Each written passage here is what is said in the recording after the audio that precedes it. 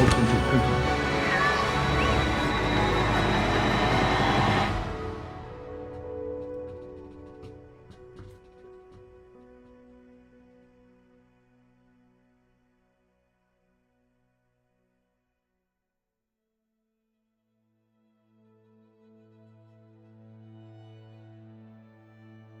Hello, I'm Larry Arnn, president of Hillsdale College, and I'm honored to welcome you to the Indian Treaty Room in the Eisenhower Executive Office Building, part of the White House complex.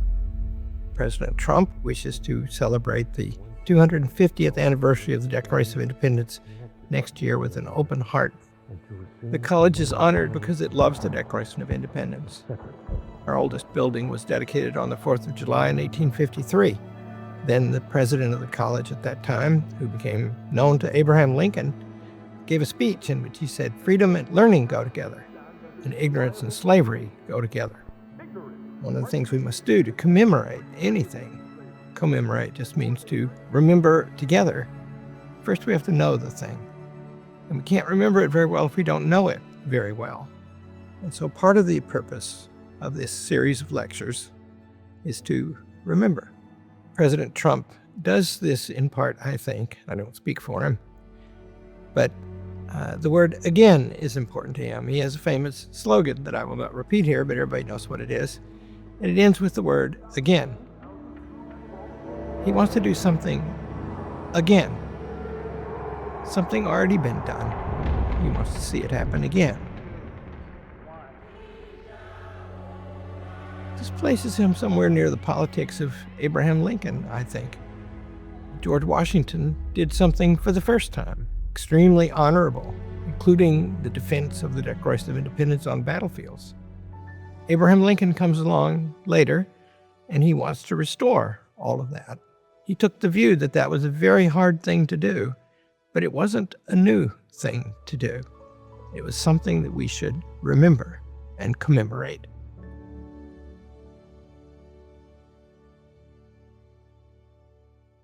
In introducing this series, I want to begin by encouraging you to read the Declaration of Independence. It's just over 1,300 words long. It is one of the most consequential and beautiful political documents in all of history. You should read it again and again. You should memorize the beginning of it. It's very beautiful. It is grand and eternal and eloquent, and it proclaims the rights of us all. It begins universally. When in the chorus, that means anytime. One people, that means any people. It refers to the laws of nature and of nature's God. Those would be eternal laws, laws that we don't make, laws that are ever and forever. The terms the Declaration of Independence means that it's true now if it was true then. And it means that if it's not true now, it was not true then. It excludes any idea of a change in the fundamental conditions. Absorb that and then go on to the next section. The next section raises some claims against the King of England that justify our revolution. The particular claim is that he has violated his rightful powers by invading the authority of the legislature, which indicates separation of powers would be right, and that he has interfered with representation, our ability to elect our government, which means consent of the governed has been interfered with, and he's interfered with the judicial branch. Separation of powers, consent of the governed, representation. Those things are the very structure of the Constitution of the United States, later made to defend the principles and institutionalize the principles of the Declaration of Independence, according at least to those who wrote it and to later the very great Abraham Lincoln. If you learn those things, it's a sort of guide to the understanding of American politics.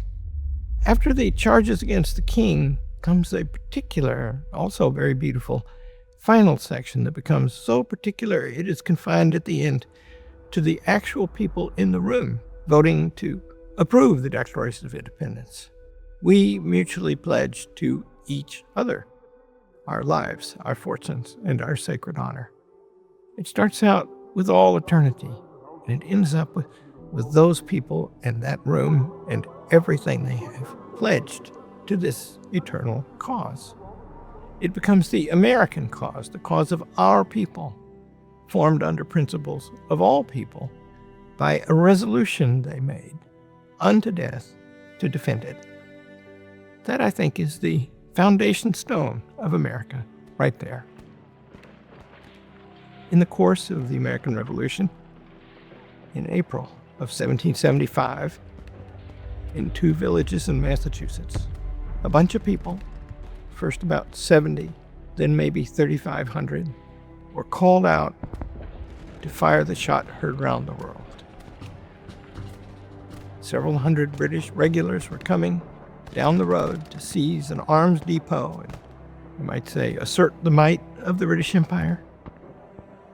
And they gathered to stop them, and they did. They were organized to do that. Somehow it wasn't just individuals rising up. They had already bound together to cooperate.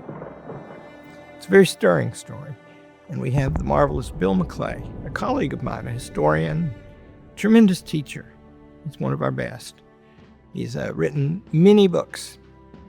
He fell in love in history a long time ago after a classical education, and I commend one of his books in particular to you. I think the best one-volume history of the United States ever written is called Land of Hope.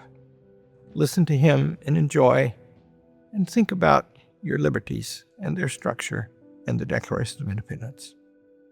This first lecture is about that shot heard around the world. It was April 19th, 1775, and Bill McClay will tell us about it.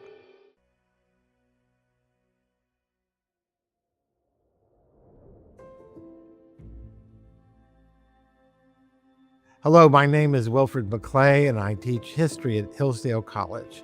My assignment today is to relate the story of how the American Revolution began with the dramatic clashes between British regular troops and American militiamen in the New England towns of Lexington and Concord on April 19th, 1775, 250 years ago today.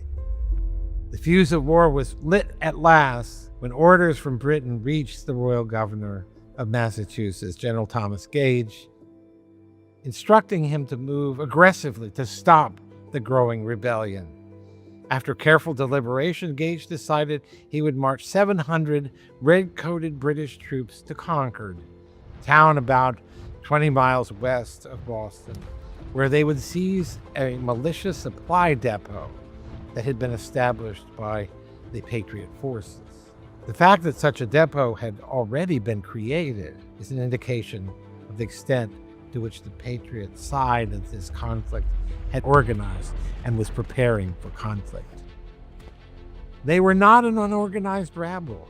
Far from it. They knew that Gage was contemplating some sort of move, although they didn't know where or when exactly it would come until the operation was underway.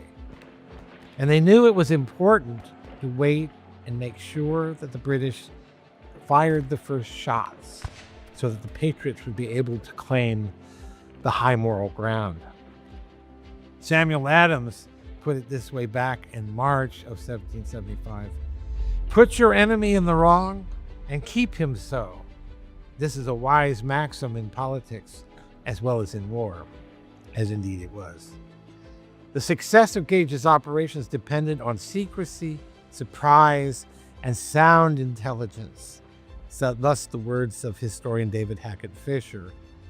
Gage would have to strike at the heart of the rebel movement and cripple it with quick, clean blows, preferably with as little bloodshed as possible. But it didn't quite work out that way. It was a disaster instead for the British. In many ways, the outcome of Lexington and Concord provided the Patriots with a great public relations victory, putting the enemy firmly in the wrong and keeping him there.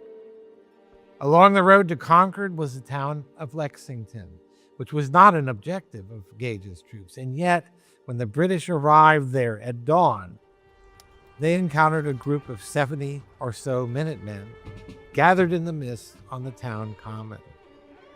The men were there because they'd been warned by means of the famous midnight ride of Paul Revere, who was one of maybe as many as 60 messengers whom he'd helped organize, tasked to inform the scattered militias in the area that the British regulars were coming from Boston had crossed the Charles River at Cambridge and were now heading west to Concord.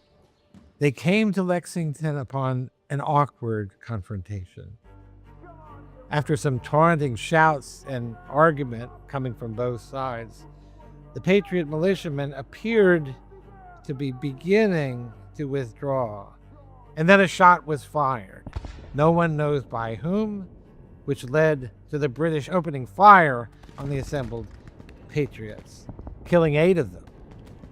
It was more of a skirmish than a full-throated battle, but blood was shed on both sides and deaths on the Patriot side. News spread quickly throughout the countryside of what was already being called the massacre at Lexington. Then the British went on to Concord, where they encountered half-empty storehouses. As the Patriots' excellent advance intelligence had indicated, a move against Concord was coming, and they cleared out most of their arms and armaments and ammunition and burned the rest. The regulars encountered stiff resistance from the gathered militia troops as they poured in from the countryside and fought bravely and shrewdly against the rather mechanical British. The British lost 14 men in a fight at the Concord North Bridge, which the terrified regulars turned tail and ran for their lives, breaking discipline, disobeying their officers, and abandoning the wounded, a disgraceful display. The British began to retreat to Boston and would face deadly fire all along the route. Bloody sniper fire. They were outnumbered, outmaneuvered at every turn. In the end, they limped back to Boston, having lost 3 times as many men as the Americans. And so the war had begun.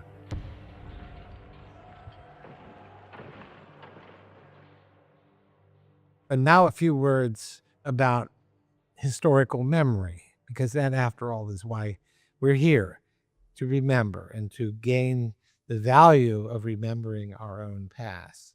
Why is it so important to do that? Much of what we remember Lexington and Concord for today flows from a single poem written in 1860 by Henry Wadsworth Longfellow. The poem is called Paul Revere's Ride. It used to be memorized by every school-aged child in America. It opens like this. Listen, my children, and you shall hear of the midnight ride of Paul Revere. On the 18th of April in 75, hardly a man is now alive who remembers that famous day and year. It's really such an infectious poem. You catch it has the rhythm. It has a rhythm of drum taps. You know, listen, my children, and you shall hear the midnight ride of Paul Revere. But why did Longfellow address the poem to children? Surely children were not the only audience he had in mind, maybe not even the primary audience he had in mind. No, but he's indicating something. He's indicating that his poem is primarily meant as an expression of a precious memory, a memory of something that needs to be preserved, needs to be passed along to successive generations, lest it be lost. The memory, in this case, of Paul Revere and his heroic deeds. To be sure, the poem does not provide a fully accurate rendering of the events that took place in those days. For that, I recommend you turn to David Hackett Fisher or other historians who have covered that territory. But the poem does something different. It conveys the essential spiritual meaning of the events, the legacy they had left with us, a meaning that we can and should and must make our own. And it conveyed that meaning at a crucial moment in American history. The poem was composed in 1860, on the cusp of our greatest national crisis and trial, the American Civil War.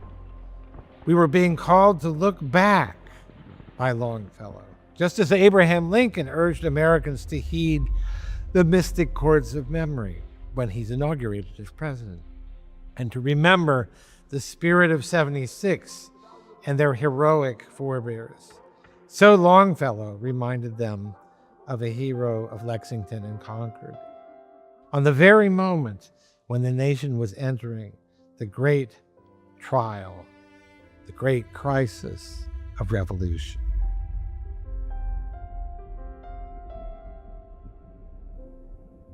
The poem concludes, too, with a haunting prediction that speaks to our moment as well. And let me close with that.